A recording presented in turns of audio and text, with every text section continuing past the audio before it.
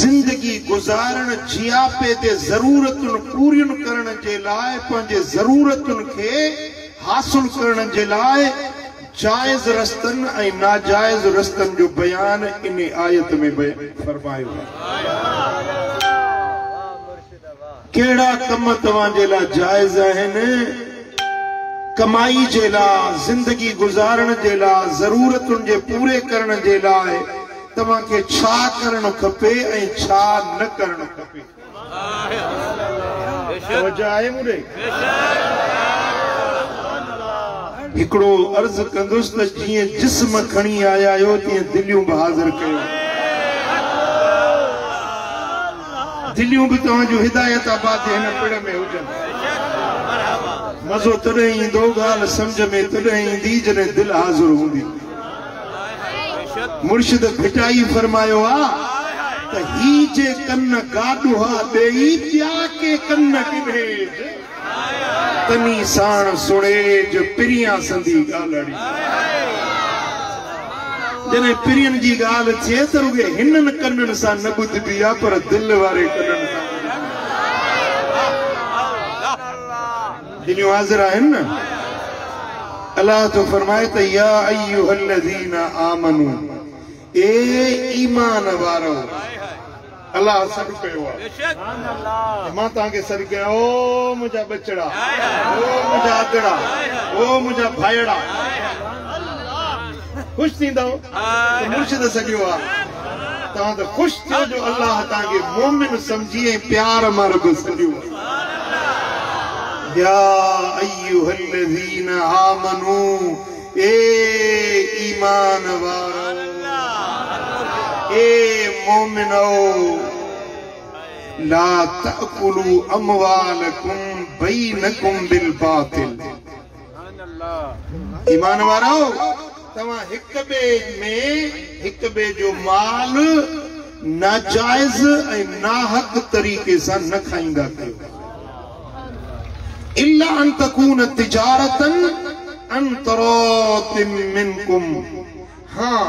جیکنے تمہاں جے باہمی رضامندے سان جیکنے واپار کندہ ہو جو تو یہ واپار وارو نفو بھلی کا واپار کرے انہیں ماں گزر سبر بھلی کہو پر باطل طریقے سان ناحق طریقے سان ناجائز طریقے سان ایک بے جو مال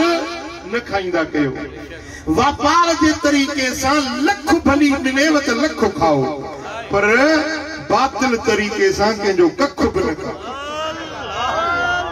پر آئے ککھ کھا پرے تھیو واپار نے لکھ کمائیو بھلی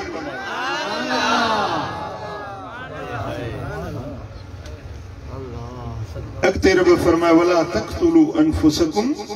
اے پانجے پان کے ماریو نہ خودکشی نہ کہو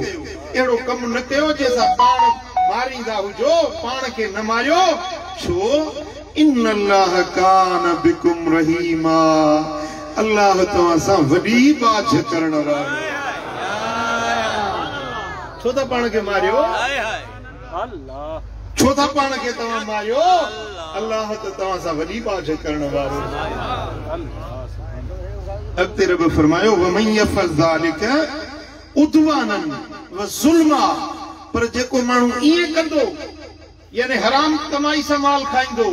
پان کے ماریں دو ناجائز واٹ استعمال کندو ظلم سا ناجائزی سا جے کو بھی رستو وٹھندو فسوف نسلیہ نارا تو جلد بنا دیر کے جلد اساں انہیں کے باہ میں اچھلائیں گا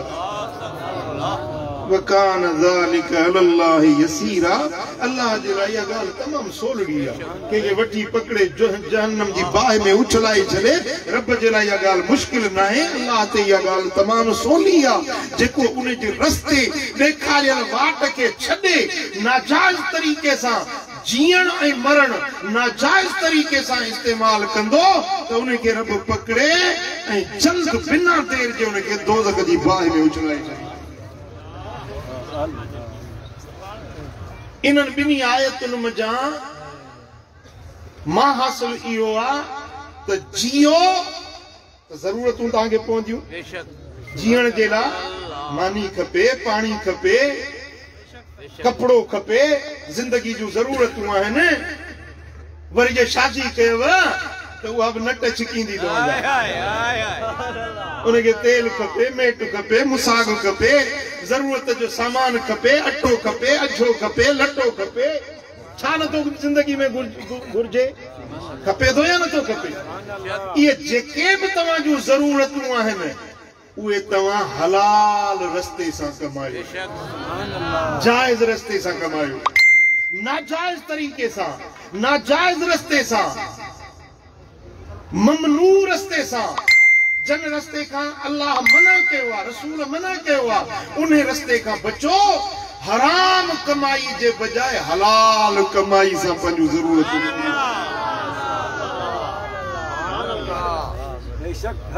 مثال زال بار بکھ دے بیٹھا ہے نا زال چوے دی عوام پنجو بچہ ہے نا ہوئے گھرن تا بابا مکے مانی کھپے مکے لٹا کھپن کہ تو ترس صبحانے انتظام کندس رات جو وہی کھاٹ رہنے غریب مسکین جی چوری کرے صبحانے بچن کے کھارائے وقت میں ضرورت پوری تھی وئی پر ایو جے کو طریقو استعمال کئی سو حرام یا واٹ دے کا ورتائی سا ناجائزہ ایو جے کو ذریعو کمائی جو ایو چو حرام ایو ناجائزہ ایو پیسو پائی آنن بجائز نہیں انہیں جیلا اللہ فرمائے تو جے کو انہیں رستے سا مثال رشوت وتیں چوری کہیں دھاڑو ہیں پھر کہیں کہ جو مال پھبائیں کہ جو پلاٹ تے قبضو کہیں یہ ناجائز رستے سا جے کو پیسو کمائیں نا اللہ فرمائے تو جلد انہیں کے پکڑے دوزخ جی بائی میں اچھلائیں اے مجھے لائے یہ گال دکھی نہ ہے مجھے یہ گال تمام سولی جو انہیں بے فرمان ناجائز رستے سا کمائن وارے کے پکڑے دوزخ جی بائی میں اچھلائیں جیو مرد تھی جیو حلال کمائی جیو وری اتے رب فرمائے تو جنہیں مرو تو لا تقتلو انفسکم پان نہ ماریو جیسی ماں رب موت نہ دیا گولی ہنی پان کے مارے جلیو زال بار اولاد پیسہ گھرن تھا ضرورتوں طلب کرن تھا ہانے پورت نہ ہے کم نہ ہے کاروبار نہ ہے تو بس آنے پان کے ماریا خودکشی کیا پکھے میں پان کے لڑکایا یا بندوقنی پان کے ماریا ایو مرن جو رستو حرام رستو ہوا ایو مرن جو ناجائز رستو ہوا اللہ فرمائے تو لا تقتلو انفسکم پنجے پان کے پنجی جان کے ماریو ان اللہ کان بکم رحیما اللہ تعالیٰ سا وڈی باج کرنے والا اونچی حلال رستے سا کمائن دی کوشش کر رشتہ اللہ جی تو یا نہ تو جی ستو پیو ہوندے پوتی تانیوں تا اللہ کو مسلم کمرشل بینک جو چیک تجھے سیران دی کھان کون رکھے چلی جو محنت کرنی پوندائی کوشش کرنی پوندائی لوڑی دے لوچی دے تا اللہ تعالیٰ کو کے لیے جو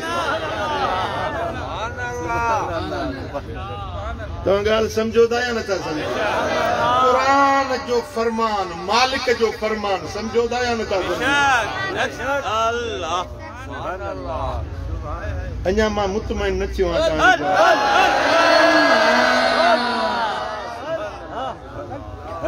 جیو ضرورتوں زندگی جو پوریوں کیو پنجوں پنجے بچن جو پنجے گھرانے جو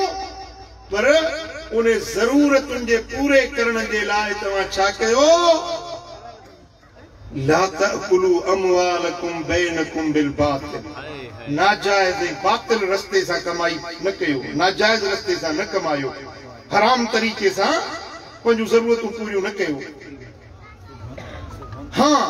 جیکنے ضرورتوں پوریوں کرنا چاہیو تھا نا اللہ فرمائے تو الا ان تکون تجارتا ان تراض منکم ہک بے جے باہمی رضا مندے سا واپار کیو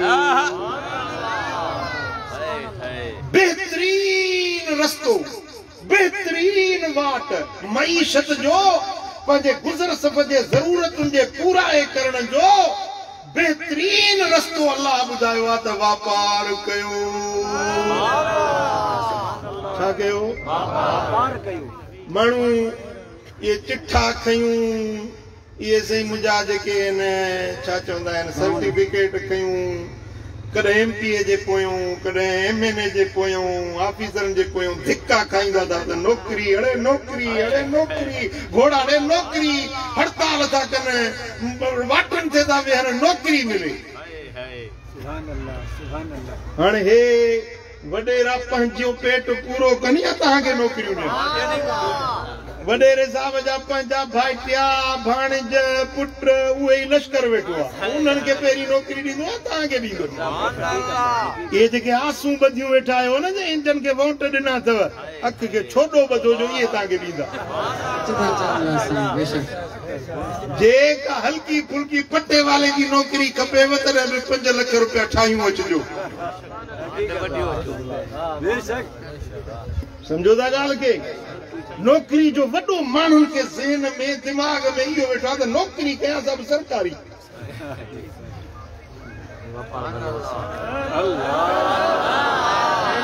मैट्रिक पढ़ियूं वेठो आहे अचे थो सही मूंखे नौकरी नथी मिले अरे भाउ PhD कयूं MA BA कयूं उहे ई वीचारा रोट मापींदा था वठनि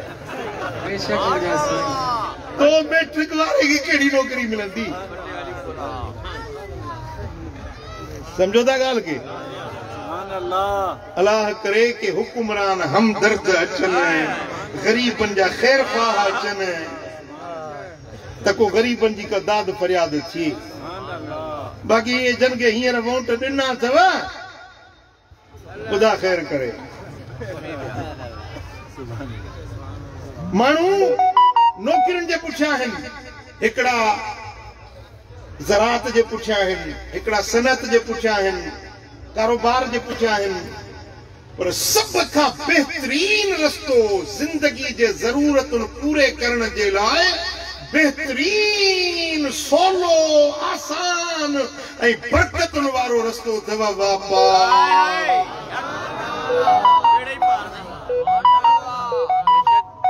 ॾिसो न अल्लाह तबारक व तआला क़ुरान में जिते असांखे मईशत जो ज़िंदगी गुज़ारण जो ज़रूरतुनि पूरे करण जो रस्तो ॿुधायो आहे त पहिरीं अल्लाह ताला हराम कमाई खां रुकजी वञण जो अमर कयो बुरनि रस्तनि खां बचो हराम ऐं नापाक रस्तनि खां बचो हाणे अॻिते अल्लाह ताला ॿुधायो त हलाल रस्ता जन सां जाइज़ तरीक़े सां तव्हांजी गुज़र सफ़र थिए उन में पहिरियों ऐं भले में भलो रस्तो आहे वापार बेड़ो पार समझो था बराबर तिजारत कर पंहिंजो ज़राअत करण पोखीराई करण बनी बारो आबाद करण इहो बि सुठो रस्तो आहे हलाल जो रस्तो आहे पंहिंजी बनी आबाद कयो कणक पोखियो सारियूं पोखियो कमंद पोखियो केला पोखियो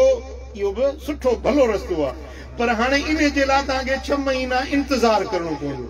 कमंद पोखियो 12 महीना इंतज़ार वरी इंडेंट हूंदो वॾेरे जे नाले पोइ अलाह ॾींदुसि वॾेरे खे आया पैसा वेंदा वॾेरे जे खाते में वॾेरे खां वरी वॾेरे जो कमदार आहे न उहो तिखो आहे साईं त साईं पर साईं जो कमदार बि साईं समझो था न पंहिंजी सारियूं पोखियो कणक पोखियो त 2-3 महीना तव्हांखे इंतज़ार करणो पवंदो पर वापार अहिड़ी शइ आहे हर ॾींहं में नवां पैसा तव्हां वटि ईंदा हर ॾींहं में गुज़र सफ़र जे लाइ तव्हां वटि अल्लाह ताला नित नई रोज़ी पेश कंदो ऐं मदीने वारे साईं जी हदीस आहे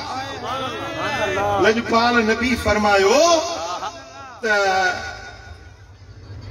बरकत जा कुल 10 हिस्सा आहिनि घणा हिस्सा आहिनि ॻाल्हायो बरकत जा कुल घणा हिस्सा आहिनि 10 हिस्सा आहिनि उन्हनि 10 हिस्सनि मंझां 9 हिस्सा वापार में बाक़ी हिकिड़ो हिस्सो ॿिया जेतिरा बि कारोबार धंधा आहिनि नौकरियूं आहिनि उन्हनि में हिकिड़ो हिस्सो रब विरहाए रखियो आहे 9 जा 9 हिस्सा अल्लाह ताला वापार में रखिया سمجھ میں آئی؟ مسند احمد بن حنبل میں حدیث سائیں فرمائن تھا علیکم بالتجارہ تمہاتے ضروریات تمہاں واپار کے فَإِنَّ فِيهَا 19 الرزق رزق جا 9 حصہ اللہ تعالیٰ واپار میں رکھی جائے گھنا حصہ ہے نا 9 حصہ واپار میں یہ نہ ہے تو کو تمہاں وٹ 5 لکھ روپیہ ہوجن کو وڈو کو دکان ونی کھولو خورشید چوک تے وڈو کو دکان ہوجے ٹھٹ ٹھانگر سا نہ ایکڑو گاڈو لگاयो ان تے فروٹ میوو وقت تے مثلا کیڑی مل کیلا کیڑی مل سہی مجھا انبن جی موسم آتا انب رکھو کیڑی مل نارنگیوں ناشپتیوں اوے تواں کیلن جو ٹھیلو ریڑھو لگاयो انہیں ریڑھے میں بھی تواں کے روزانو اترو ملندو جو تواں جو گھر تواں جو پیٹ خوشی سا آرام سا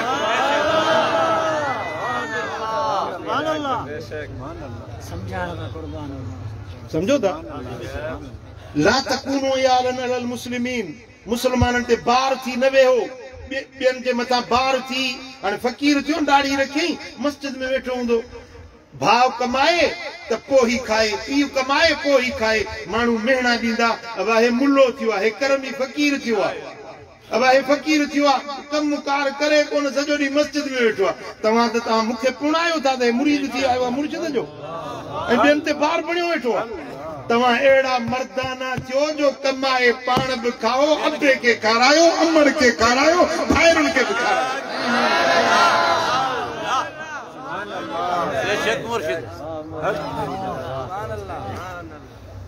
سمجھو دا گال کے این جے کڈیں تمہاں واپار کہو نا اللہ واپار واپاری دکاندار انہیں جو خبر تو رب وٹ شان شاہی بدھائیں آؤ سائیں فرمائن تھا امام ترمذی امام ابن ماجہ روایت آندیا حبیب فرمائے التاجر الصدوق الامین مع النبیین والصدیقین والشہداء یوم القیامہ جے کو واپار کرے پر سچ گالائے ای امانت دار ہو جی بگا جی مجھے واپار میں امانت ہو جے ای سچائی ہو جی سچ سا امانت داری سا جے کو واپار کرے تو قیامت جے ڈیاڑے یو نبیین سا گڈ ہوندو صدیقن سا گڈ ہوندو شہیدن سا گڈ ہوندو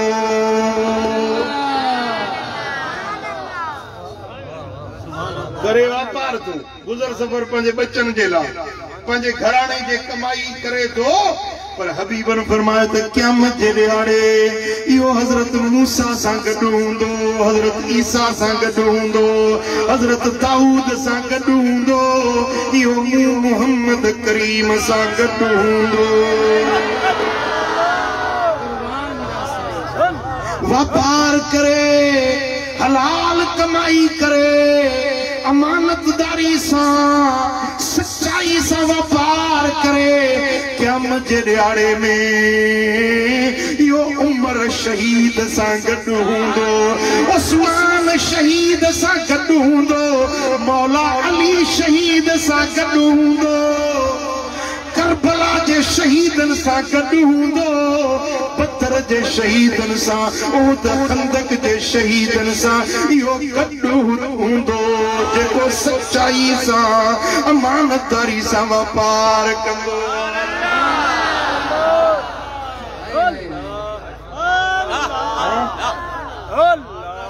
اساں تو یہ سمجھو بیٹھا آسی تو وڈیوں نمازوں پڑھے وڈا ڈگا سجدہ کرے ذکر فکر کرے قرآن گھنو پڑھے ایو ولی تھیندو ایو اللہ والن سا نبیین سا گڈ ایو ہوندو پر مدینے وارے فرمایو بھلی سجو دی تارازی ہتھ میں کھڑی شیوں ڈے وٹھے تورے تھو دکاندار کاروبار کرن وارو دنیا جو دندھو کرن وارو پر سچائی سا امانت داری जी सां ख़यानत नथो करे, कूड़ नथो ॻाल्हाए, कूड़ा कसम नथो खणे, पराओ हक़ नथो ग़सब करे। इहो वापारी क़यामत जे ॾियारे नबीअनि सां, सिद्दीक़नि सां, शहीदनि सां गॾु हूंदो।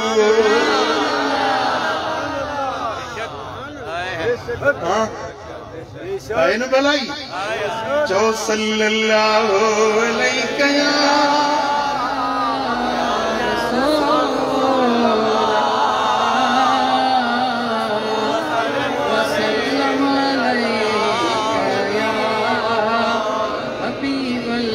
अञा मोहब्बत सां चओ सल्लल्लाहु अलैहि या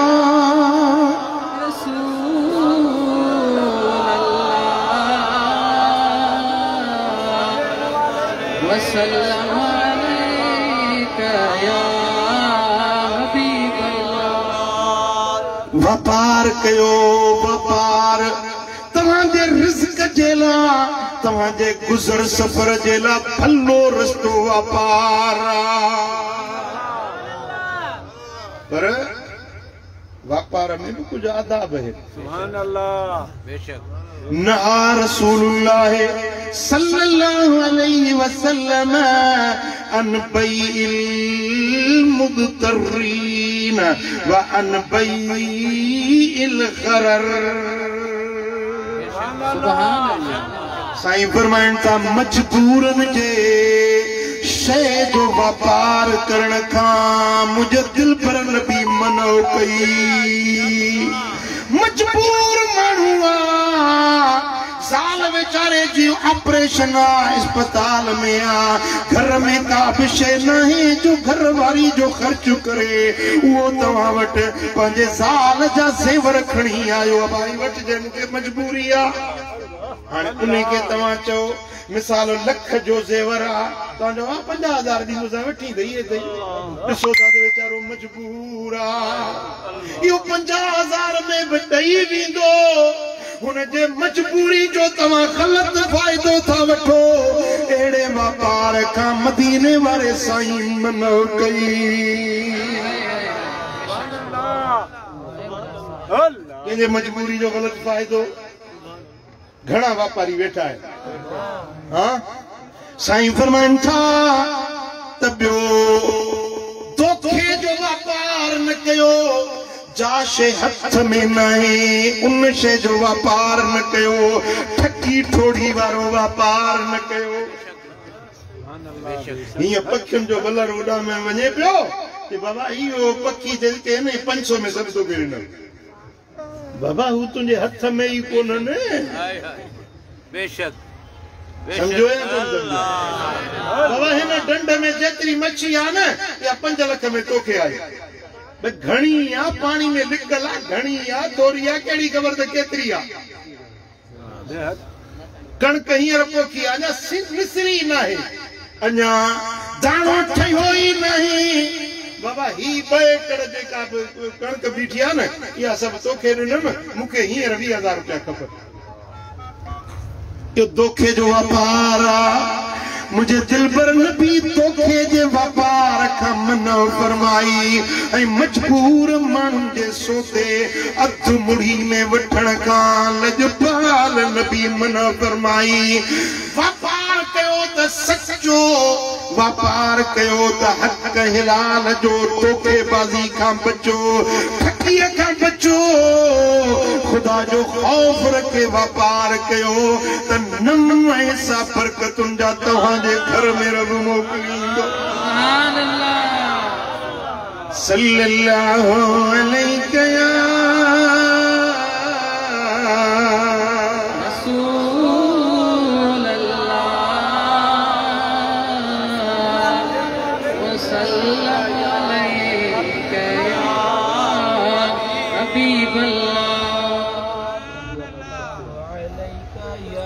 सल्लल्लाहु अलैहि या रसूल अल्लाह वसल्लम। अगर आप कारोबार करते हैं, अगर अपना कारोबार करें, तिजारत करें, अपना पैसा हो, अपना काम हो, आप अकेले काम کریں تو یہ سب سے بہتر ہے، لیکن اگر کوآپریٹ کرے، دو چار بندے مل کر کاروبار کرتے ہیں تو شریعت منع نہیں کرتی۔ دو دوست، دو بھائی، دو عزیز، دو پارٹنرشپ میں کاروبار کریں تو شریعت منع نہیں کرتی۔ اگر مل جل کر کام کرتے ہو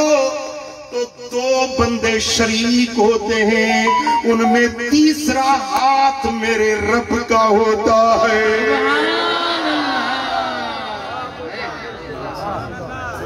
آپ دو بندے ہیں، کام مل کر کر رہے ہیں، آپ نے ایک کمیٹی بنا لی، دو بندے، چار بندے، پانچ بندے مل کر کوئی کاروبار کر رہے ہیں، تو اگر آپ دو ہیں، تیسرا میرا رب تمہارے ساتھ ہے، اگر آپ تین ہیں، چوتھا رب تمہارے ساتھ ہے، اگر تم چار ہو، پانچواں میرا رب تمہارے ساتھ ہے، اس کی رحمت کا ہاتھ تمہارے کاروبار پر ہوگا۔ مل جل کر کرو، زیادہ برکت ہوگی، کیونکہ اللہ کا ہاتھ تمہارے اوپر ہوگا۔ لیکن ایک بندہ ہے جو اپنے پارٹنر سے خیانت کرتا ہے۔ اب دوسرا ساتھی دیکھ نہیں رہا، 5 روپے بیچ میں سے نکال دیے۔ جس دن پارٹنر نے اپنے دوسرے پارٹنر سے خیانت کر دی، اللہ تعالیٰ اپنی رحمت والا ہاتھ کھینچ لیتا ہے۔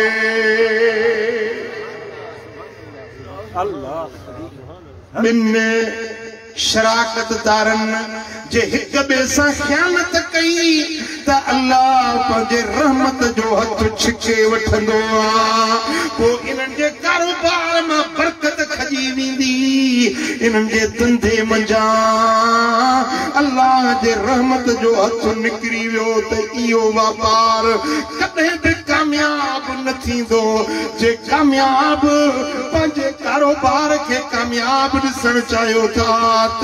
ہک بے سا وفادار تھی، ایماندار تھی رہو، تو اللہ تعالیٰ سے رحمت جو ہتھ رب جو بھی شریک ہوں دو، اللہ تعالیٰ کے منٹن میں مالا مال کرے۔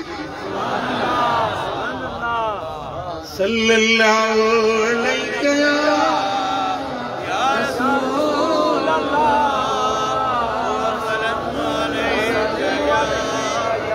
صلی اللہ علیہ یا رسول اللہ۔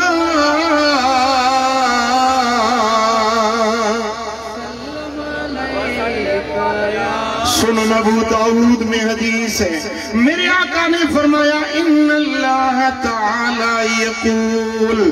میرا رب فرماتا ہے، یعنی یہ حدیث قدسی ہے، رب کا فرمان ہے، انا ثالث الشریکین ما لم یخن احدہم الآخر فاذا خانہ خرجت من بینہما۔ رب کائنات نے فرمایا کہ جو دو پارٹنر مل کر کام کرتے ہیں، ان کے اندر تیسرا میں رب بھی شریک ہوتا۔ دو تو وہ پارٹنر ہیں، تیسرا میری رحمت، میرا دستے کرم، میری دستے شفقت عنایت ان کے ساتھ ہوتی ہے۔ ما لم یخن احدہما، جب تک ایک دوسرے سے خیانت نہیں کرتے تب تک میرا ہاتھ ان کے ساتھ ہوتا ہے۔ جب وہ ایک دوسرے سے خیانت کرتے ہیں، فَإِذَا خَانَهُ خَرَجْتُ مِن بَيْنِهِمَا، جب کوئی ایک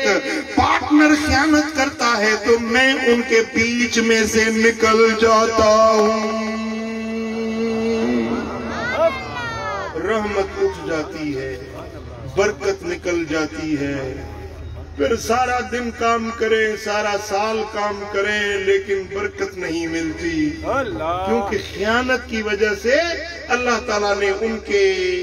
درمیان سے اپنی رحمت کا ہاتھ کھینچ لیا۔ پڑھیے صلی اللہ علیہ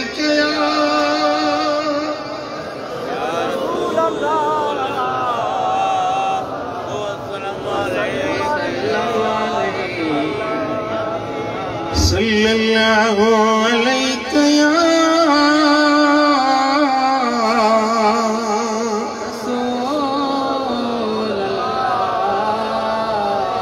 وپار کیو بھلی کیو دل کھولے وپار کیو پر کوڑ نہ ڳالهائے جو کوڑا قسم نہ کھڻ جو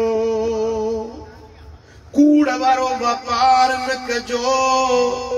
جيڪو واپاري کوڑ ڳالهائيندو آ انهن جي کاروبار مان رب برڪت کڻائي وٺندو آ۔ سبحان اللہ۔ کوڑ ڳالهائڻ وارو کوڑا قسم کھڻڻ وارو ان ماڻهو جي اللہ تعالی جل شانو وٽ وقت عزت نہ رہندی آ۔ کوڑا قسم کھڻي شيون وڪڻڻ وارو اللہ تعالی انهن کي جهنم جي باहि جو ٻارڻ بڻائيندو آ۔ حدیث ٻڌايان ٻڌندو حديث عن ابي ذر رضي الله عنه عن النبي صلى الله عليه وسلم قال ثلاثة لا يكلمهم الله يوم القيامة ولا ينظر إليهم ولا يزكيهم ولهم عذاب أليم۔ تین آدمی ایسے ہیں قیامت والے دن اللہ تعالیٰ ان سے بات نہیں کرے گا، ان کو رحمت کی نظر سے دیکھے گا ہی نہیں، نہ ان سے سلام کرے گا نہ ان سے کلام کرے گا۔ قیامت والے دن تین آدمی ہوں گے، اللہ تعالیٰ ان کو دیکھے گا بھی نہیں، ان کو پاک نہیں کرے گا، اور ان تینوں کے لیے بڑا دردناک عذاب ہے جو اللہ تعالیٰ نے تیار کر رکھا۔ صحابی حضرت ابو ذر عرض کرنے لگے خابوا وخسروا من ہم یا رسول اللہ، جب تین مرتبہ حضور نے یہ لفظ فرمائے کہ یہ تین بندے ہیں جو اللہ کے عذاب کے حقدار ہیں، تو اصحابی حضرت ابو ذر عرض کرنے لگے یا رسول اللہ یہ تو برباد ہو گئے، یہ تو خسارے میں پڑ گئے، میرے آقا سنائیے یہ کون بدبخت ہے، یہ تین بدبخت لوگ کون ہیں؟ میرے آقا نے فرمایا المسبل والمنان والمنفق سلعته بالحلف الكاذب۔ پہلا وہ بندہ جو اپنی شلوار کو ٹخنوں سے نیچے لٹکاتا ہے،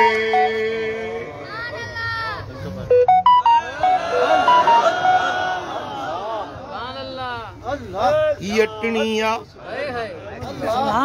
یٹنیا یہ بھیلیا ہن کھا کائنچ ہیٹھ لڑکائن، گوڈ ہیٹھ لڑکائن شریعت میں ٹھیک نہ ہے۔ یہ لڑکائے نماز پڑھے تو انہیں جی نماز قبول نہ ہے۔ ان اللہ لا يقبل صلاة الرجل المسبل، جو بندہ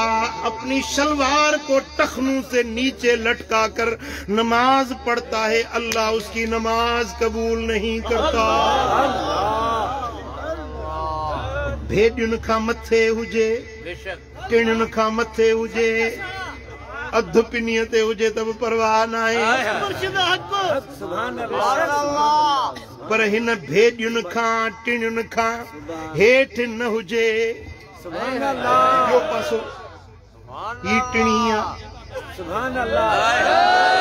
یہ بھیڈیاں ہن کھا ہیٹھ گوڈ کے کائنچ کے ہیٹھ لڑکائیں साईं फरमाइनि था क़यामत जे ॾियारे में रब इन सां ॻाल्हाईंदो ई न, रब इन ॾे निहारींदो ई न, रब इन खे पाक न कंदो। इन माण्हू जे लाइ दर्दनाक अज़ाब हूंदो। सम्झो?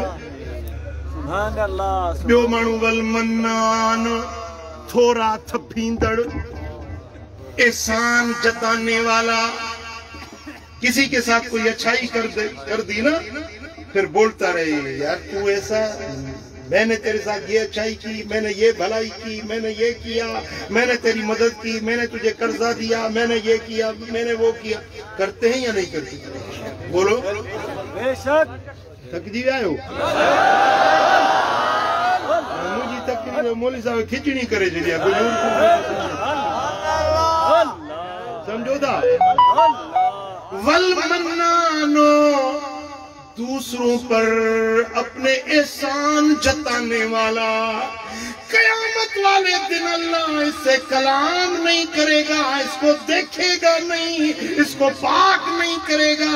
इसके लिए दर्दनाक अजाब होगा। वल मुनफिक सिलअतहू बिलहिलफिल काज़िबे, अपनी चीजें बेचता है लेकिन झूठी कसमें खाता है। कूड़ा कसम खणण वारो शइ पंहिंजी तो विकणे, पर कूड़ा कसम खणी भाई गिराक ही न तो वठे तो ॿियो वठंदो। तोखे कूड़ा कसम खणण जी ज़रूरत कहिड़ी आहे? ऐं मूं त ॾिठो आहे त वापारियुनि खे कूड़ा कसम खणण जो मर्ज़ आहे।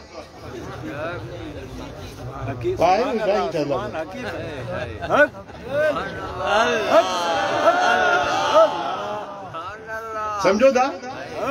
कूड़ा कसम खणण, झूठी कसमें उठाने वाला जब कयामत के दिन उठेगा, अल्लाह उसकी तरफ निगाह करके देखेगा भी नहीं, उसको पाक नहीं करेगा। अल्लाह इससे मीठे बोल नहीं बोलेगा, उससे कलाम नहीं करेगा। इसका मकसद ये है कि मज़मून मुखालिफ ये है कि कुछ लोग ऐसे आएंगे जिनसे अल्लाह ताला कलाम करेगा, अल्लाह उनसे उनको सलाम करेगा, अल्लाह उनकी तरफ निगाहे रहमत करेगा, अल्लाह उनको पाक बना देगा। लेकिन इन तीन आदमियों को ये नेमतें नसीब नहीं होंगी। झूठी कसमें खाके अपनी चीजें बेचने वाला, कूड़ा कसम खणी व्यापार करने वालो। भाई तू कसम खणी केड़ी जरूरत है? इन न वरतो ॿियो गिराक ला मोकिलींदो। मच्छी त न आहे जो किनी थी वेंदी, ख़राब थी वेंदी, धप करे वेंदी, वरी ॿियो गिराक ईंदो। ऐं ॿुधो, वॾो मुनाफ़ो रखण जे बजाए छोड़ो मुनाफ़ो जेको रखे न, उन जे वापार में अल्लाह बरकत विझंदो। ये ॻाल्हि सम्झण जी आहे, तवजह सां। हाणे मिसलन केला वठी आयो दर्जन, पाण ख़रीद कयई मंडी में जा, दर्जन वठी आयो 500 रुपए जो मिसाल। हाणे ही वरी उन खे अचे खपाए, मिसाल 100 में वठी आयो त ही उन खे खपाए 200 में, 100 जी शइ 200 में खपाए। उन जे बजाए हीअं करे जो 100 जी शइ 150 में खपाए, 125 में खपाए, 25 रुपया हर दर्जन ते 25 रुपया नफ़ो वठे। थोरो नफ़ो वठंदो, शयूं इन जूं जल्दी विकिरो थींदियूं। ऐं इन 25 में रब हुन जे 100 खां वधीक बरकत विझंदो। तबारकल्लज़ी नज़्ज़लल फुरक़ान, बरकत मोकिलण वारी ज़ात अल्लाह जी आहे। बरकत केर मोकिलींदो आहे? ॻाल्हायो। बरकत ज़मीन जी शइ न आहे, शयूं ज़मीन ते हूंदियूं आहिनि, बरकतूं आसमान ते न हूंदियूं। शयूं ज़मीन ते हूंदियूं ऐं बरकतूं किथां ईंदियूं आहिनि? आसमाननि खां। जेॾी महिल तव्हां थोरो नफ़ो वठंदो त अल्लाह तव्हांजे बरकत लाहींदो। जॾहिं बरकत पवंदी आहे न त थोरी शइ बि घणी थी वेंदी। बरकत न हुजे त घणी शइ बि थोरी थी वेंदी। हज़रत साईं जन फरमायो त مکھے بجرے ب مرشدن فرمایا تو بجرے ب زمین جا کر ماں بجرے ب زمین جا کندوس انہیں پن جریبن میں رب اہڑی برکت ڈنی گھر ہلے درگاہ ہلے جماعت کھادو پیتو بچن جو مسافر مہمان آیو ویو پر انہیں پن جریبن مجھو پاڑ فرمایا تو مو 40 جریب زمین خرید کئی جنہیں اللہ تعالیٰ برکت وجھندوان تھوڑی سے گھنی تھی ویندی ऐं जॾहिं बरकत न थिए हिकिड़ो माण्हू चएसि 5 भाती आहियूं कमाइण वारो 5 ई ॼणा कम कारोबार वारा पैसा खणी था अलाए काॾे था वञनि अलाए जिन था खणी वञनि ॻणे रखूं था वरी पैसा खुटिया पिया मजो करे पंहिंजी नियत बि त सिधी कर पैसा त घणा आहिनि पर नियत बि सही हुजे ई न सम्झो था जे पंहिंजो माण्हू नाजाइज़ तरह सां वापार थो करे न उनजे रिस्क मां बरकतूं खॼी थी वञे जॾहिं बरकत खॼी वञे त उनजी पूरी न पवंदी लख रुपया कमाए पर मुंहुं मथो ईअं पिटींदो जीअं मख मथो पिटींदी आहे हो यार जेके आहिनि साल में 10 ॾींहं 12 महीने 10 ॾींहं मातम कंदा आहिनि हिननि जे लाइ 12 ई महीना मातम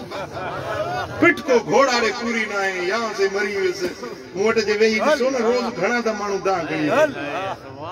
साईं पूरी कान्हे हिकिड़ो माण्हू हैदराबाद जो वॾो डॉक्टर चए पियोसि 50,000 रोज़ थो कमायां त बि पूरी न आहे 50,000 रुपया उन वक्त में 12 साल अॻु में हींअर त डॉक्टर माशाल्लाह खलूं था लाहिनि घेरे जाॻंदे इंसान जी कासाई बि मारे कोई पोइ खल लाहींदो आहे जेरनि जी खलूं वठंदा सुभान अल्लाह न चओ नऊज़ बिल्लाह अस्तग़फिरुल्लाह पंहिंजो त खलूं था लाहे जो त सुभान अल्लाह वणेसि थी ॻाल्हि अला बचाई थी डॉक्टर खां वञी ॾिस त कीअं था खल लाहे अला बचाईंदो हर कंहिंखे अला सिहत आफ़ियत ॾींदो कूड़ा कसम खणण वापार में कूड़ा कसम खणण धोखेबाज़ी करण मिलावट करण ख़यानत करण रब खे न वणंदो आहे हमारा वियो कीअं वठण डालडा दराड़ी जे दुकान हुजे जे अंदर वियो हीअं दुकान हुजेसि अंदर वरी नंढड़ो कमरो हुजेसि पंहिंजो भांडो उन में अंदर वियो खणी देर मोटियो ई कोन वञी ॾिसां त सही देर कई अथई वञी ॾिसां त कनस्तर हूंदो आहे न टीन गिह जो उन में उहो कूओ किरी पियो उहो कूओ हथ में झलियूं हुनखे रोड़े पियो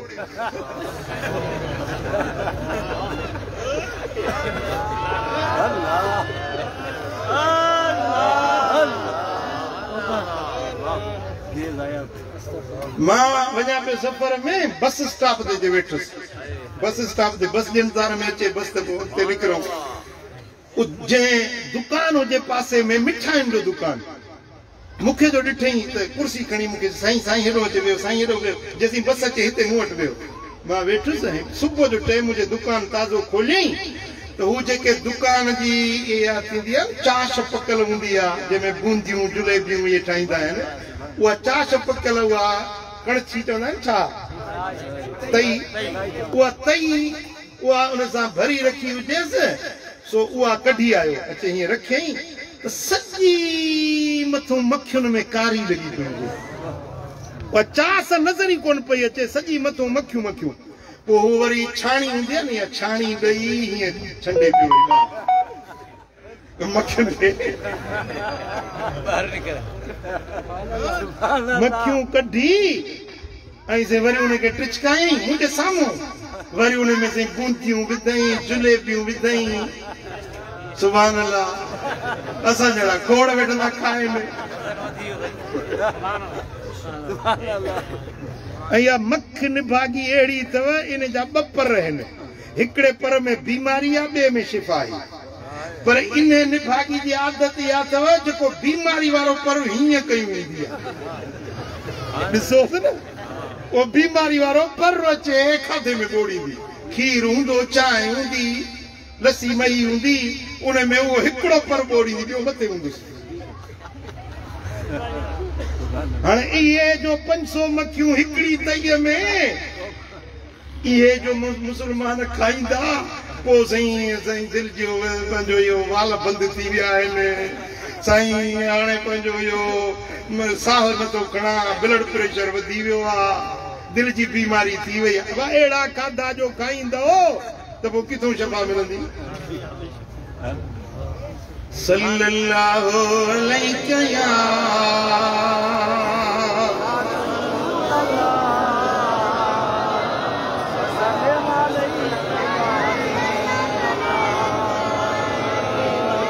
صلی اللہ علیہ یا رسول اللہ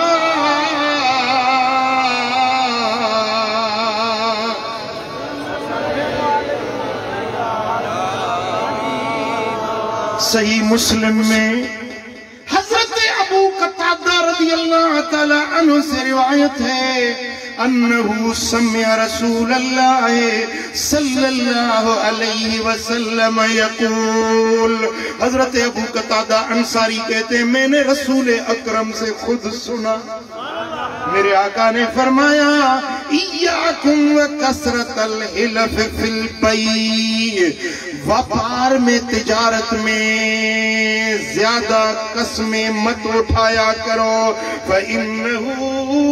يُنَفِّقُ ثُمَّ يَمْحَقُ جھوٹی قسمیں یا زیادہ قسمیں اٹھانے سے پہلے کاروبار زیادہ ہوتا ہے پھر برکتیں اٹھ جاتی ہیں برکتیں اور رحمتیں ختم کر دی جاتی ہیں کتنا بھی کمائے گا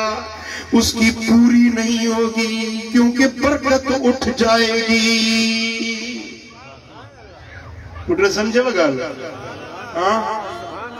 کوڑا قسم نہ کھڑندا کہو چو صلی اللہ علیہ یا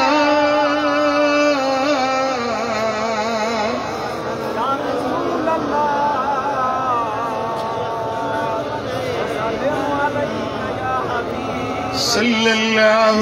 علیہ یا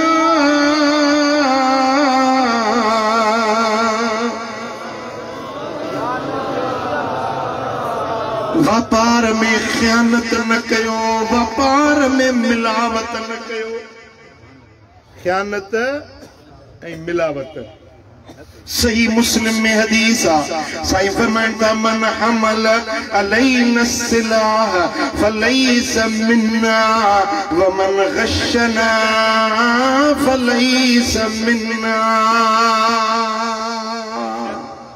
حبیب الکریم فرمایو تجھے اساں تے ہتھیار سدھو کیو یو اساں مانا ہے جے مانو ملاوت کئی یو اساں مانا ہے بگالیوں جے کوئی بکم تو کرے سائیں فرماتے ہو اساں مانا ہے اساں جو نہ ہے اساں جی جماعت جو نہ ہے مجھو غلام نہ ہے مجھے عاشقن میں یہ شامل نہ ہے جے کو بکم کرے تو ہکڑو ہتھیار سے دو کرے جائی پچائی بھی نہ رکے یہ بے اولارن شریعت میں جائز نہ ہے یہ مذاق کندے بندو کو صدی کرے سائیں فرمانتا یہ اولاریو بننا بھوگت چرچے میں بھی کہتے ہتھیار سے دو نہ کہو شریعت انہیں کا منع کی جے کنے ہتھیار سے دو کہیں سائیں فرمانتا یہ مجھے امتی نہ ہے مجھے غلام نہ ہے بیو وہ مانو جے کو وقار واری شے میں ملاوت کندو آ کھیر کھنی نکتو نا دبے میں کھیر ہوئے 5 کلو نلکے کھا اگتے ٹرپیو تو وری 8 کلو تھیو واٹر کوڑ سے گا لنگیو تا چین مجھا 8 کلو تھیو یا واٹر جی کرامت ہمراہ جو وری گھرک میں دئی آئے انہیں ہی جو لاتھو تو انہیں ماننا میری مچھی نکلی آئی وہ جو واٹر جو پانی بھی دیں انہیں میں کہا مچھی بھی جو اپنے میں تھی سبحان اللہ، اللہ جی کرامت ہے جو کھیر میں مچھی نکتی ہے. استغفر اللہ العظیم. سائیں فرمائن تھا جے کو ملاوت کرے سو اساں مانا ہے، جے کو مانو ملاوت تو کرے قیامت جے دیاڑے میں مصطفیٰ کریم جے غلامن جی جماعت کاؤن کے تڑے پرے کیو ویندو، دھکارے پرے کیو ویندو. گدلائیوں گناہگار تو سونے جے واقع میں چلو شامل ہوئی چلو مدینے وارے جے غلامن میں شمار تیندڑو جے. پر وہ کیڑو بدبخت بد نصیبا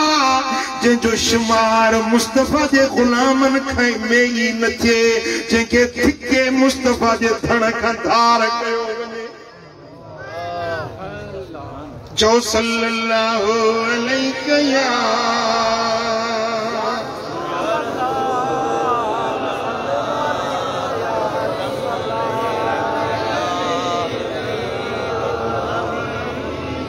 صلی اللہ علیہ یا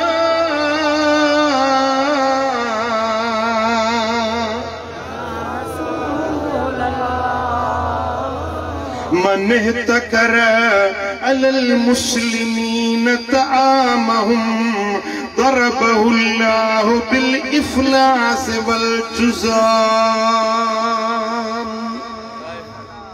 کھانے پینے کی چیزیں جمع کر کے اسٹور کر کے رکھ دینا تاکہ بھاؤ زیادہ بڑھ جائے تو پھر نکالوں گا. یہ واپاریوں کی عادت ہے. کھانے پینے کی چیزیں مثلا چینی ہے، گندم ہے، آٹا ہے، چاول ہے، یہ کھانے کی چیزیں اسٹور میں رکھ دیتے ہیں. جب مہنگائی ہوگی پھر نکالوں گا. میرے آقا نے فرمایا کہ جو کھانے پینے کی چیزیں جمع کر کے رکھتا ہے ان قریب اللہ تعالیٰ اس کو مفلسی میں مبتلا کر دے گا. سنو تھی ویندو، برکت کھجی ویندی، ان قریب رب نے کے کوڑ جی بیماری ویندو. کوڑ جی بیماری، جسم تے بگ جی بیماری. جے دنیا میں نچس تا قیامت میں اٹھندو تا کوڑھو بڑھتی اٹھندو. وہ کوڑھی بن کر اٹھایا جائے گا. جو مسلمانوں کے کھانے پینے کی چیزیں جمع کر کے چھپا چھپا کے رکھتا ہے، پھر مہنگائی ہو جائے پھر بیچتا ہے، یہ مسلمانوں کے ساتھ ظلم کرتا ہے. عمران اب کون پوچھی سکے انہیں کھنڈرو آرن سا وڈیوں ڈراڑوں ہیں یہ تو وزینن کے ماں ہی تو کیا وہ بانگو ٹھوکڑی بیٹھو پوچھی نہ سکے وقت جو وزیر اعظم آ پر انہن مانو سا دوکھے بازن سا پوچھی نہ سکے انہن کے اللہ پوچھو دو نہ صدر نہ کو وزیر اعظم نہ آرمی چیف پوچھو دو انہن کے پوچھو دو اللہ اے اللہ جو بھائی دعا ضربہ اللہ بالافلاس والجزام. یہ چیزیں جمع کر کے رکھنے والا ان قریب اللہ تعالیٰ اس کو مفلسی میں مبتلا کر دے گا، یعنی اس کے رزق کی برکت اٹھا دی جائے گی اور اس کو کوڑھ کی بیماری میں مبتلا کر دیا جائے گا. اٹھے گا تو کوڑھ ہی بن کر اٹھایا جائے گا. لیکن وہ بندہ جو باہر سے چیزیں لائے اور بازار میں سستی بیچے، اللہ تعالیٰ اس پر خوش ہوتا ہے. سبحان اللہ. میری طرف توجہ کریں آپ. مجھے آلو چاہیے، آلو چاہیے، مجھے سالن پکانا ہے، آلو چاہیے. اب آلو میری زمین تو نہیں ہے جہاں میں کاشت کروں، اور اگر آلو کے 4 کلو لینے کے لیے میں حیدرآباد جاؤں تو میرا کرایہ ہوگا آنا جانا اور وقت بھی لگے گا. لیکن میرے پڑوس میں ایک چھوٹی سی دکان ہے، اس نے آلو رکھے ہوئے ہیں. میں اس کے پاس گیا، وہ آلو بازار سے سبزی منڈی سے حیدرآباد سے لے کر آیا. صبح سویرے گیا، وہ ایک کٹا بھرا کے آلو لے کر آیا. اب وہ میرے پڑوس میں چھوٹی سی دکان ہے،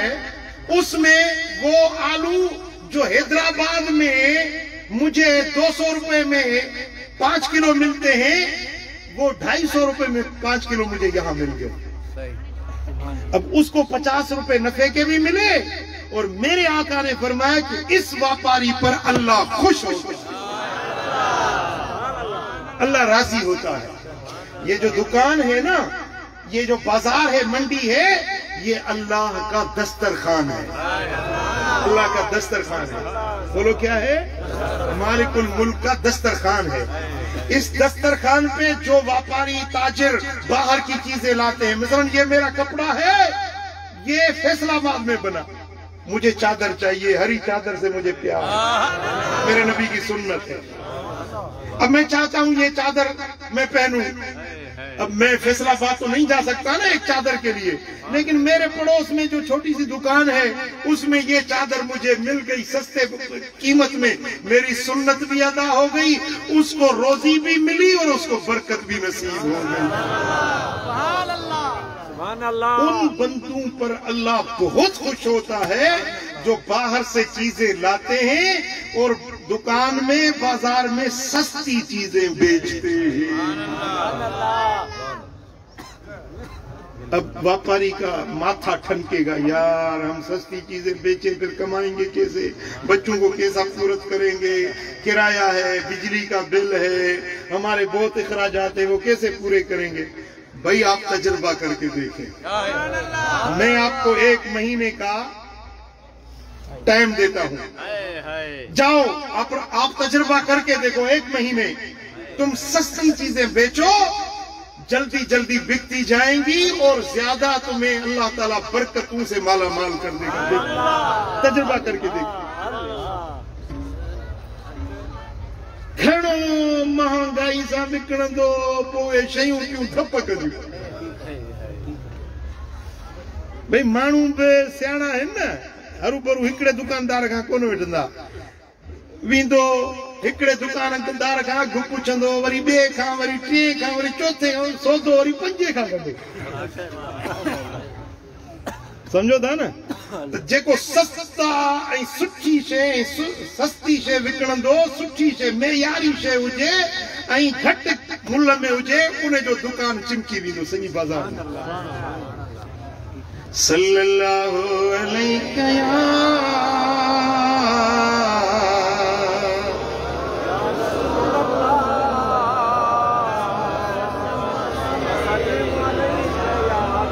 صلی اللہ علیہ یا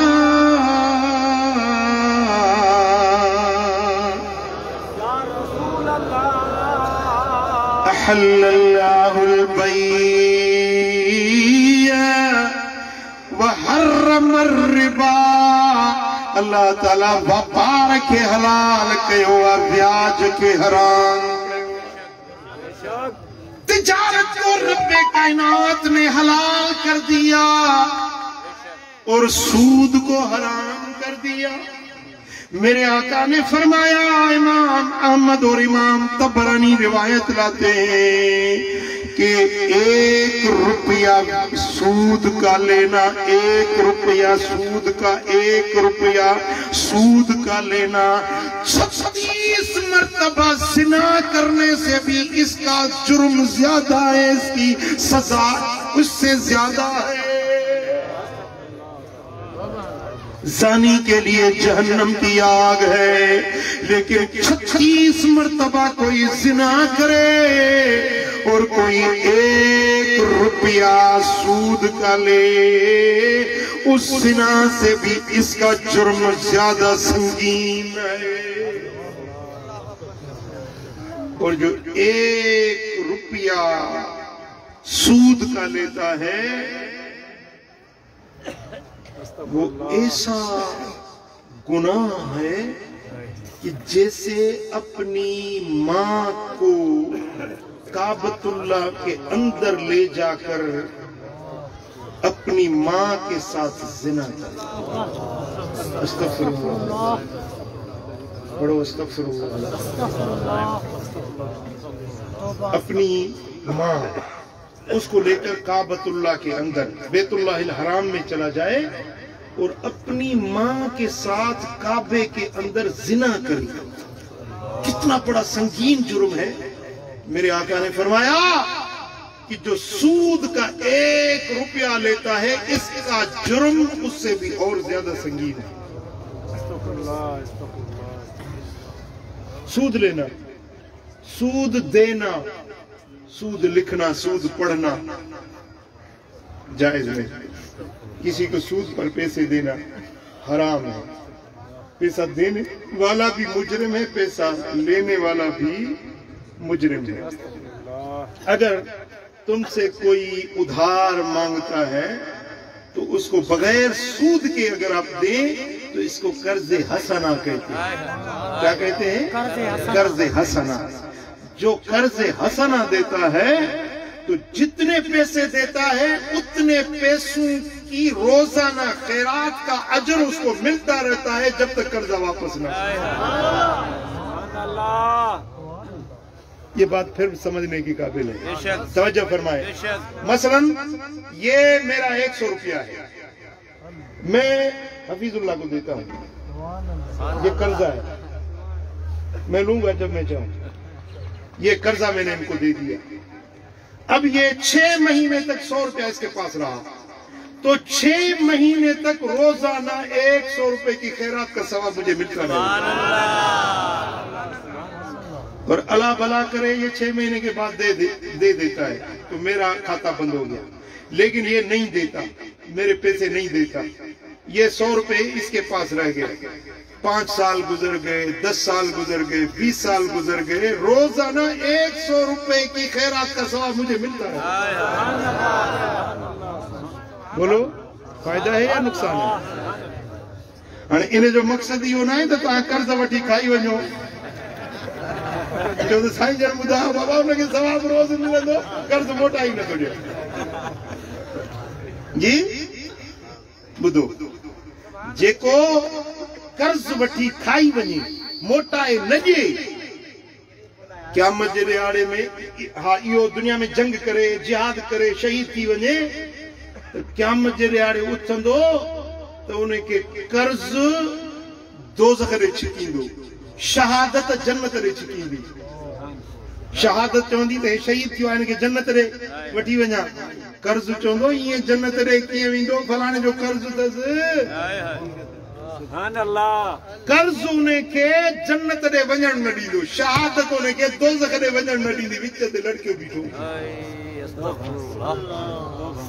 تو سمجھی علی نہ سمجھی دیکھیں نا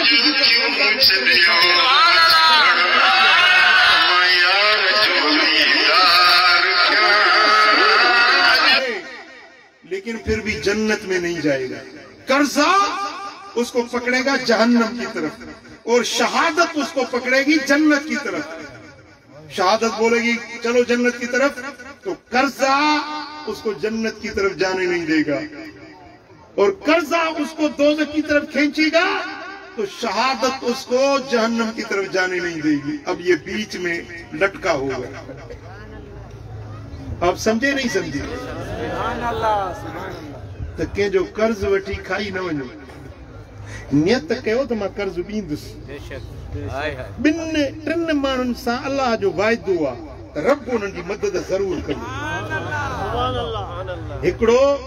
جے کو شادی کرنا چاہے تو ماں سنت ادا کیا، گناہ کا بچاں، زنا کا برائی کا بچاں، شادی کیا انہیں سا اللہ مدد کرو۔ سنگوں بھی ملن دوسے شادی جو خرچو پر بڑی دوسے نیت تو سٹھی کرے چھڑن گیا انجا دیر تھی آ سمجھا تو تانجے نیتن میں رولو آئے نیت سٹھی کرے ہو سنگوں بھی ملن دو خرچو بھی ملن دو سمجھو تا بیو وہ مانو جے کو نیانی پرنائن چاہیے، نیانی کی شادی کرنا چاہے پر گھر میں کونے علاج راون چاہیا، خرچو پانی کتوں کیا، نیت سچی کرے نیانی پرنائن وارے جی اللہ مدد کرے، رب ان کے چھڑی دو نہ سمجھو تا ایال دار مانو وڈے ایال وارو وہ چاہے تو میں حلال کھاواں بچن کے حلال کھارایا تو اللہ تعالیٰ ضرور انہیں جی مدد کرے انہیں کے حلال جا رستہ رب کھولے ڈیندے روزی جا رستہ انہیں کے رب کھولے ڈیندے انہیں کے پان کے نیت پوچھڑی آدھا چوری کا سوا کتوں میں کمائیں دوست کتوں محنت کندو چوری کیاں تو کھاواں تو انہیں سان پسند وہ ہی تھی انا عند ظن عبدی بی ماں اللہ پنجے پانن دے گمان وٹو ہوندو ہے جیڑو میں گمان رکھندو ماں اللہ انہیں کے اوڑی روزی دی سمجھو تھا سائیں فرمائن تھا من انظر مؤسرا او وضع له جیکو تنگ دست تمہاں وٹ اچے روزی میں چارے کے تنگی یا تمہاں وٹ اچے تو تمہاں انہیں ساتھ آسانی کہو قرض گھرے قرض دیو بلا انہیں جو تیتاں جو قرض آتا تھوڑو محلت دیوس تکڑ نہ کہوس سائیں فرمائن تھا یا انہیں جو قرض بخشے چھجو قرض انہیں کھیوں آپ پر انہیں کے قرض بخشے چھجو ازلہ اللہ یوم القیامت تحت ذل عرشی یوم لا ذل الا ذلہ قیامت جے ڈیارے جنہیں اللہ جے عرش کا سوا بیو کو بھی سایو پاچھو نہ ہوندو انہیں مانو کہ اللہ پنجے عرش جے سائے میں ویہاریندو رب کریم انہیں کے پنجے عرش جے سائے میں ویہاریندو جے کو تنگ دست مانو سا آسانی کرے انہیں سا سختی نہ کرے گال سمجھو تھا نا کو تمہاں وٹ مجبور مانو اچے تو انہیں مجبور سا مہربانی سا پیش اچو انہیں جی حاجت کے پورو کیو انہیں جی ضرورت جو خیال کیو انہیں جی بچن جو خیال کیو تمہاں انہیں تے باجھ کندو اللہ تمہاں تے باجھ تمہاں انہیں سا آسانی کندو اللہ تمہاں سا آسانی کندو تمہاں انہیں جی مدد کندو اللہ تمہاں جی مدد کندو تمہاں انہیں جی ضرورت پوری کندو اللہ تمہاں جو ضرورت پوری خصوصاً کو بڑھڑو کو ضعیف یا کہ بھلے خاندان جو یا آل رسول جترے قدر تھی سکے انہیں سا مہربانی کو کو سید کو آل رسول تو آمٹا چاہے نا انہیں کے خالی نہ موٹائیں گا جترے قدر تھی سکے انہیں سا مہر ای مربت سا پیش ہے کڑو عجیب واقع ہوا تا نیشاپور جے شہر میں ایکڑی سید زادی آئی ننڈڑیوں پر نیاڑیوں ہو جنس ایکڑو بڑو سیٹھ ہو بڑو تاجر ہو مالدار ہو انہیں وٹ آئی چی ماں مسکین سید زادی آیا مجھو مرس وفات کرے ویوا ہی مجھا بچڑا یتیم ہیں نیاڑیوں مجھو بڑ یتیم ہیں ماں بیوہ آیا مجھے مدد کر تو انہیں واپاری پوچھس تو سید آئی تھی ہاں ماں سید آئی چی سند تھی سید وجڑی پنجے سند شجرو خاندان جو تھی چی ماں مسکین نیاڑی سید زادی سندوں کھڑیوں تو کون تھی وطا سید آیا تجھے مدد کریں تو تجھے مہربانی چی بس تا پنن دے لا یہ بہانو کہو تھا سید صدایو تھا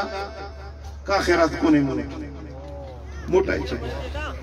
اور بیچارڑی سید زادی اکھر میں گوڑا چی بیوہ عورتا نیاڑیوں صغیر معصوم نیاڑیوں ہیں اگتے ودی تے اکڑے یہودی جو دکان ہوئی انہیں کے چینتا ماں مسلمانن جو دیکھو نبی ہے نا محمد کریم صلی اللہ علیہ وسلم انہیں محبوب جی آل ہے مدینے وارے جی آل مجھا آیا مجھو مرس گزارے وے وہاں ماں سید زادی آیا مجھو ہی نیاڑیوں یتیم آئین مجھے مدد یہودی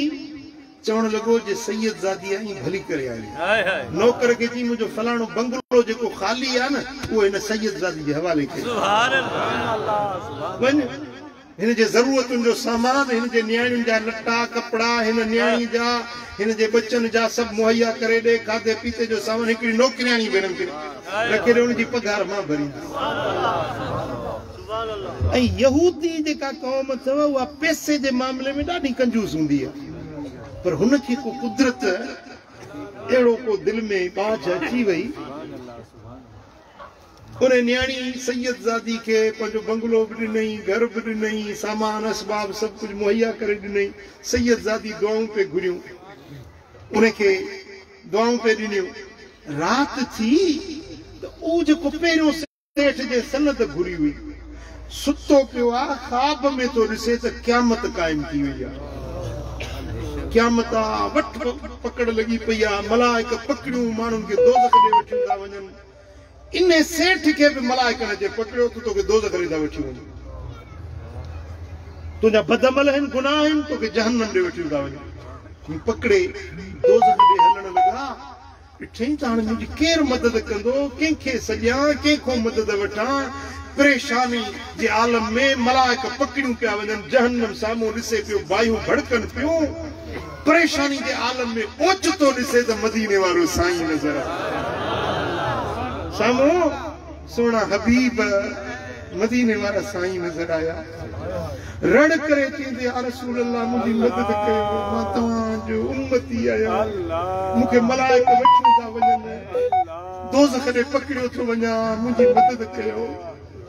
حبیبن نہارے ائیں فرمایوں تا تو مسلمان آئی مجھے امتی آئی یہ حاضمہ تا جو امتی آیا پان فرمائے سند تھی مسلمانی دی سند تھی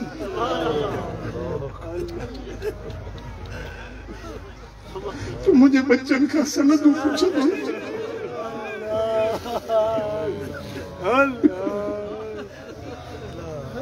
مجھے آل مجھے نیانی سید زادی تجھے تڑے تے آئی تو انہیں کا سند پوچھی ہوئی گئی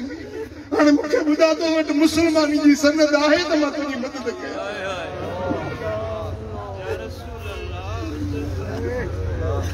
اللہ زار زار روڑ لگو غلطی وڈی تھی وہی قصور وڈو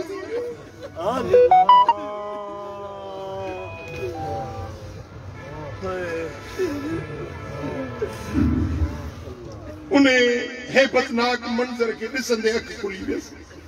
سجاگ تھیو صبح تھیو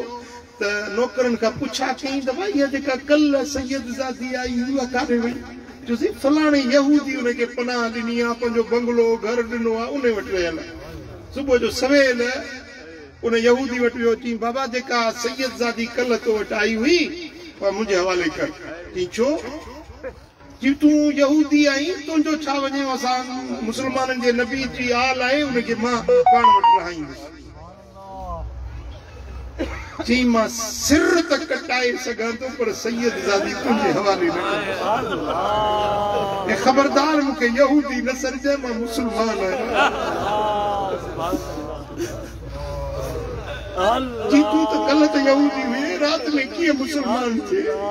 جی تو جب نسی آئے ہوئی نا منظر رات جے ماں وہ بتو گوں سب مسلمان تھے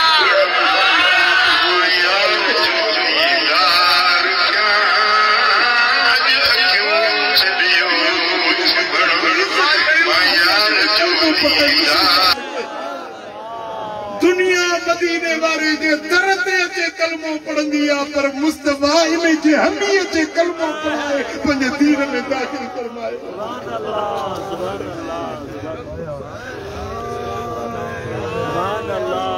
وہ سونا مدنی مائی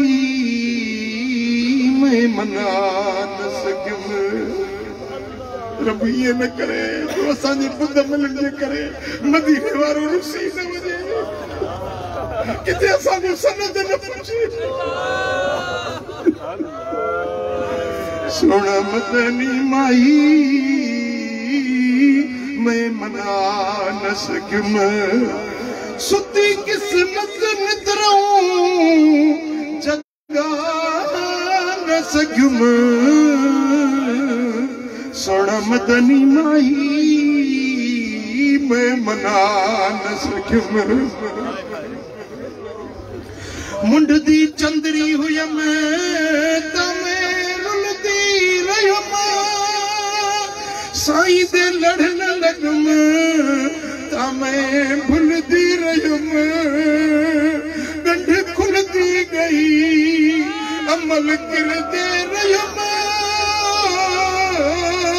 گنڈ کھلدی گئی عمل کردے رہیم پھلا خالی تھیا کچھ بچا نہ سکم سونا مدنی مائی میں منا نہ سکوں ستی قسمت ندروں جگہ نہ سکوں سونا مدنی مائی میں منا نہ سکوں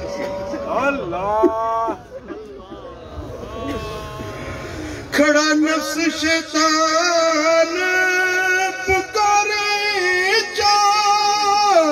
جڑیاں نیکیاں عمل ڈاکو لٹ جو گیا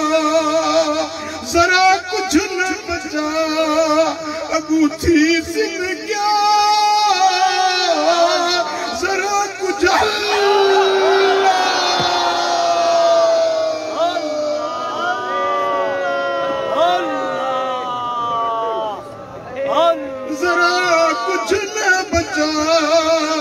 اگوتی سن گیا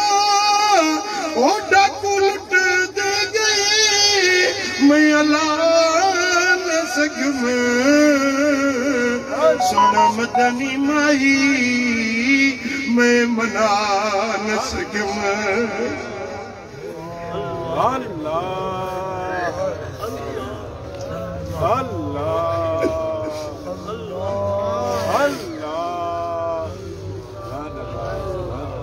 او مٹھا اج وقت تھئی پنج پریاں کے پرچائن جو اج وقت تھئی عملن صالحن کرن جو رب تو کے دولت ڈنی پیسو ڈنو تا انہیں کے گڈو کرے بینکن میں ٹجوڑین میں نکائے نہ رکھو پنجو ضرورتوں پوریوں کر او مسکینن تے غریبن تے سیدن تے محتاجن تے خرچ کر مسجدوں ٹھہرائے مسافر خانہ ٹھہرائے غریبن جو سنبھالوں لو تجھی دولت کے رب انیا بدھائیں دو تو کہ نیوں دی مالا مال کرے خبردار کہ غریب کا نفرت نہ کجائیں کہ درہ دھکار جائیں کیسا نا انصافی نہ کجائیں کیسا ظلم نہ کجائیں اللہ کے یہ گال نمڑ دیا مدینے والے کے یہ گال نمڑ دیا صلی اللہ علیہ یا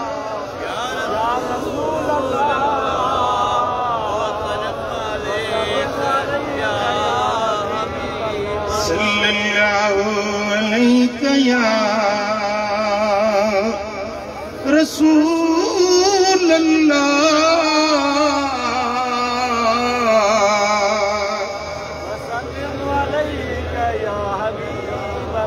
میرا دوستو حلال کمایو حلال رستہ اختیار کریو بری جے کا دولت اچھے انہیں کے حلال رستن میں خرچ کریو اب کمائیں بھی حلال طریقے سے اور اس کو خرچ کریں وہ بھی حلال راستوں میں حلال کاموں میں اللہ کی دی ہوئی دولت کو ناجائز اور حرام کاموں میں خرچ نہ کریں یہ اللہ کو ناراض کر دیتا ہے اگر آپ اچھے کاموں میں خرچ کرتے ہیں تو اللہ بھی خوش ہوتا ہے اور مدینے والے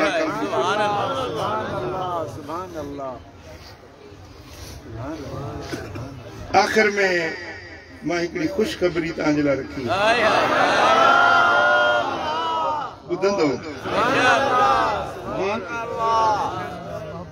مجھے دل چوے تھی تا ہن آستانے تے ہر مہینے جو اکڑو پروگرام رکھاں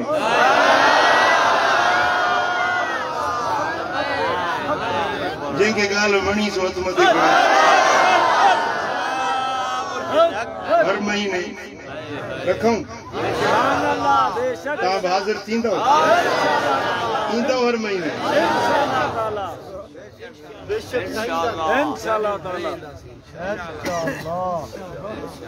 انشاءاللہ ہفتے کھن میں مجھے روانگی یا مدینہ دنیا جلا تے پابندی نہ کرونا دے کرے پر تواجے ہن خادم کے سونے حبیب رستو کھولے جب تائیں بجیدی ملب سائیں کرم کرنا حلیو تو انہاں دی عنایت مجھے خوبی نہ ہے انہن جی عنایت انشاءاللہ حاضری ان قریب تھیण واری آ اتے انشاءاللہ ماں عرض کندس کو جیئے عنایت تھی انشاءاللہ موٹی اچے یو ماہوار ہتے جلسو مقرر سبحان اللہ انہیں جے لائے تمہاں کے ہر مہینے اچھنو پہنچ ہندو مدے مدے اتکھنو اچھکو ऐं हिते जेको पंहिंजो लंगर पाणी थींदो उन में बि तव्हां हिसेदार लंगर पाणी में बि तव्हां हिसेदार थींदा ऐं आख़िरी गुज़ारिश त किताब जेके ॿ टे नवां हींअर आया आहिनि ख़ुसूसन मुंहिंजूं डायरियूं आहिनि ही आहे जीअण जा ढंग जीअं त हर को दो इंसान जानवर कुता बिला बि जीअनि था पर जीअण जो इस्लामी शरई ऐं फ़क़ीरनि वारो तरीक़ो कयो जीअण जा ढंग इहो अथव ॿियो ज़िंदगी जा रंग ऐं टियों अथव उल्फत जा अंग अञा अचे पियो नाता ऐं नंग ॿियो आहे मोहबत मस्त मलंग इंशाअल्लाह ताला किताब अचनि पिया मां सॼी रात जागी तव्हांजे लाइ लिखां थो तव्हांजो हक़ आहे न वठो पढ़ो ऐं ॿियनि खे पढ़ी ॿुधायो ऐं हिन में अनमोल सिटरूं आहिनि इहे फेसबुक ते या पंहिंजे सोशल मीडिया ते व्हाट्सएप ते इहे सिटरूं लिखी वरी ॿियनि ताईं बि तव्हां मां सलाम थो कयां मुंहिंजे मीडिया वारनि मुंहिंजे दोस्तनि खे उहे मुंहिंजा यार आहिनि मीडिया वारा मुंहिंजा यार आहिनि जेके दीन जो कमु कनि था ऐं पैगाम आम कनि था मां उन्हनि खे दुआ ॾियां थो दिली दुआ ॾियां थो अलाह उन्हनि खे शाद आबाद कंदो जेके वॾी महिनत सां सुहिणा पंहिंजो ग्राफिक्स करे ऐं अक़वाल ॿियनि ताईं पहुचाइनि था अलाह ताला उन्हनि जी दुनिया बि संवारींदो उन्हनि जी क़बर बि संवारींदो आख़िरत बि संवारींदो त ही किताब तव्हां वठो पढ़ो ऐं ॿियनि ताईं बि इहो पैगाम पहुचायो अलाह राज़ी थिए मदीने वारो साईं राज़ी थिए इंशाअल्लाह ताला ज़ोहर जी निमाज़ अदा थींदी निमाज़ खां बाद में लंगर तनावल कंदव अल्लाह करीम जल शानो शान अमल जी तौफ़ीक़ नसीब फरमाए वमा अलैना इल्लल बलाग या अरहमर राहिमीन या अकरमल अकरमीन या ज़ल जूद वल करम या हन्नान या मन्नान या सुल्तान या सुब्हान सुबूहन कुद्दूस रब्बुना व रब्बुल मलाइकति वर्रूह अल्लाहुम्मा अजिरना मिन खिज़्यि दुनिया व अज़ाबिल आखिरह अल्लाहुम्मा अजिरना मिन खिज़्यि दुनिया व अज़ाबिल आखिरह اللهم إنا نسألك إيمانا كاملا وتوبة نصوحا ورزقا واسعا آمين اللهم ارزقنا رزقا واسعا اللهم ارزقنا قلبا خاشعا وتوبة نصوحا توبة قبل الموت راحة عند الموت رحمة ومغفرة بعد الموت والعفو عند الحساب والفوز بالجنة والنجاة من النار يا عزيز يا غفار يا رب العالمين یا اکرم الاکرمین یا اللہ ان آستانے کی قیامت تائیں وسندڑیں آباد رکھیں یا اللہ ہی آستانوں قیامت تائیں وسندڑیں آباد رکھیں مالک پنجے حبیب جے صدقے ان آستانے جیلا مزید پلاٹن جی ضرورت ہے مجھا مولا جن ہی پلاٹ عنایت کیا ہے انہن جے رزقن میں برکتوں نازل کر یا مولا ہی انہن جو عمل قیامت جے ڈیاڑے انہن جے لا ذریعہ نجات بنا مزید پلاٹن جی ضرورت ہے مجھا مولا تو اساں جے لا غیبی رستہ کھول مجھا مولا ہتے ماہوار محفل ملائن جی توفیق دے انہن جے لا مہمانن جے لا ننگر خانہ وضو خانہ مٹھے پانی جو انتظام کرے مجھا مولا تنجو نالو مٹھو مجھا مولا تنجو نالو مٹھو اساں کے جے کو مدینے وارو میر مرسل محبوب ڈنئی انہیں جو نالو بھی مٹھو اساں جو پیر بھی مٹھو مولا اساں کے پانی بھی مٹھو عطا کر مٹھے پانی سا اساں جو ضرورتوں پوریوں کر یا مولا ہن آستانی کے قیامت تائیں وسندڑیں آباد رکھ जेकी भी ते पंधड़ा करे आया हिन या ईंदा मुंहिंजा मौला उन्हनि सभिनी जे मन जूं मुरादूं उन्हनि जूं हाजतूं ऐं ज़रूरतूं पूरियूं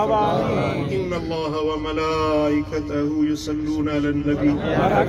सल्लल्लाहु तआला अलैहि वसल्लम व सल्लिमू तस्लीमा।